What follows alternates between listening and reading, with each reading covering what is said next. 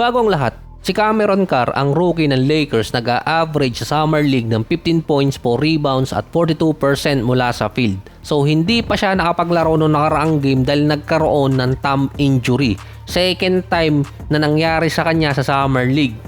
Hinahabol di umano ni Cameron Carr na mabigyan siya ng chance at mapansin ni JJ Redick na mailagay sa rotation. Ang kaposisyon kasi niya sina Luka, Austin Reeves, tapos andun pa si Colin Sexton at si Quentin Grimes bilang backup.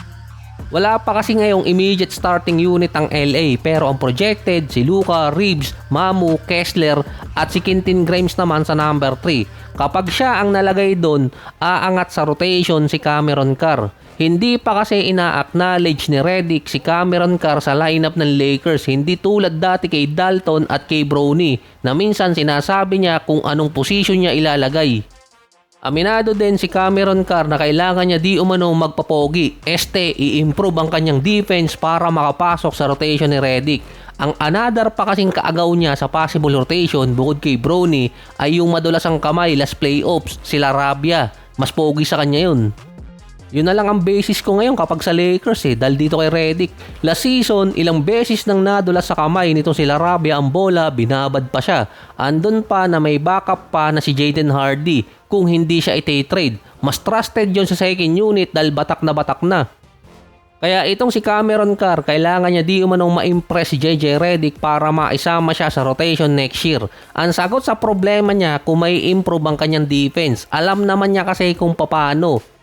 Hindi nga lang alam ni Cameron Carr kung gaano katinding defense ang kailangan niya para pansinin siya ni Redick. Ang kulang kasi sa LA ngayon, para hindi sila maging katulad nung last year, isa pang number 4 or power forward. Si Mamu, expected siyang number 4. Sa second unit, andun si Bando, pero expected iti-trade din siya. Ang another big man pa si Kevon Looney, pero backup siya kay Kessler. Andun din naman si Adotero bilang backup, pero kailangan nila yung mas steady na power forward. Nasa dalawang spot pa kasi ang kailangan ng Lakers ngayon. Yung isa pa na yon pwedeng makaagaw pa nitong si Cameron Carr sa rotation. At isa pa, hindi rin rotation ang tinitingnan sa Lakers, hierarchy. Kailangan niyang malagpasan sila Rabia kahit pa magkaiba sila ng position or kaya si Jaden Hardy. Si James Harden naman naiinip na dahil wala pa rin decision si LeBron regarding sa team na pupuntahan niya. Sa technicality, available si Harden sa open market ngayon. Pwede siyang kunin ng kahit sinong team kahit pa sabihin niyang babalik siya sa Cavaliers dahil wala pa namang official offer ang Cleveland sa kanya. Siya kasi ang dapat huling pumirma kung pupunta si LeBron sa Cavaliers. Expected 60 million sa loob ng 2 taon. Para makuha si LeBron, kailangang babaan ng offer dito kay Harden. So sa technicality, walang official na offer ang Cavaliers kay Harden ngayon. Meron or walang LeBron, kailangan kasi nilang maglatag ng offer kay Harden para hindi siya kunin ng ibang team or mag-offer yung ibang team. Sa ngayon kasi, dinidelay lang ni Harden ang pagpirma ng kontrata.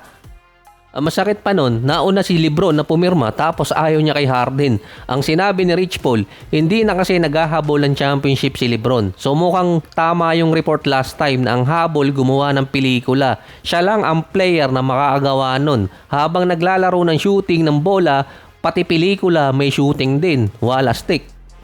Tinawag na lang ding ghost ni LeBron yung paghahabol ng ring. Reference yun kay Michael Jordan at sa 6 na championship niya. Based din kay Rich Paul, mas preferred kasing kasama ni LeBron sa Cavaliers si Garland sana kontra kay Harden. Hindi naman sinabi ni Rich Paul na ayaw ni LeBron kay Harden. Mas preferred lang yung mas batang lineup. Wala na kasing pupuntahan si Harden kahit nasa open market siya. Dahil walang team di umano ang may interest kay Harden na kunin siya dahil sa ginawa niya sa Clippers. Ang Bulls may open spot pa at open cap space. Hindi rin dumidikit kay James Harden ngayon. Isa pa, ginagawan kasi ngayon ng traction si Kyrie na i-trade papuntang Cleveland or ibalik siya ng Cleveland para ma-entice lalo si LeBron na pumirma sa kanila. At ang isa sa possible na kapalit nun si James Harden. Malamang sa comment section sabihin, paano mo nalaman na walang offer kay Harden? Dahil ang natitirang tax apron sa Cavaliers, 18 million. Na kapag pumirma si Harden agad, ubos yung first tax apron na yon. Lalagpas agad yung Cavaliers. Mawawalan sila ng pag-asang ma-assign si LeBron. Dahil kailangan muna nilang magbitaw ng player bago nila ma-assign si LeBron kahit minimum contract. Dahil si LeBron ay lagpas ng 17 million ang kontrata niya at merong restriction kapag lumagpas ka ng first tax apron. Kaya officially, hindi mo muna pwedeng offeran sa ngayon si James Harden ng kontrata. Kahit pa 30 million yun at ibaba nila ng 20 million, ubos agad ang kanilang first tax apron. May tawag niyan sa opisina nakakalimutan ko lang eh. Yung nasa office ka pa rin pero wala kang posisyon at wala kang ginagawang trabaho. Apektado rin ni LeBron yung buong free agency na baka gustong masama sa pelikula niya dahil nagkatotoo na or mukhang tototohanin na ng Pistons yung rumors kay Kevin Durant. Based kay Brett Siegel, nasa radar na ng Pistons si KD at nagre-ready ng trade package. Dahil yun sa rason na baka si LeBron magka-interest na pumunta ng Detroit kung pumunta sa kanila si Kevin Durant. Dahil sabi nga ni LeBron ilang beses na nakaraang playoffs, si KD ang ulo ng ahas at baka si LeBron naman yung katawan. Dahil naunang nagkaroon ng interest si Kevin Durant sa Pistons at ngayon naman nagkaka-interest na rin ng Pistons. Ang Houston Rockets naman sinutdown agad yun noong nakaraan na hindi nila iti-trade si KD. Ngayon ang kailangan ni KD paano niya mapipilit ang Rockets na i-trade siya ngayon papuntang Detroit at makakasama si Cade Cunningham. Mga magagatasan ko na naman si KD dahil base pa doon para lang ma-trade itong si Kevin Durant papuntang Detroit kailangan may kasamang team or multi-team trade dahil hindi ganong kadali na i-trade si Kevin Durant sa kanyang contract pa rin. Ang hindi ko lang alam kung paano tatapusin ang episode na to kaya ganito na lang bigla na lang mawawala.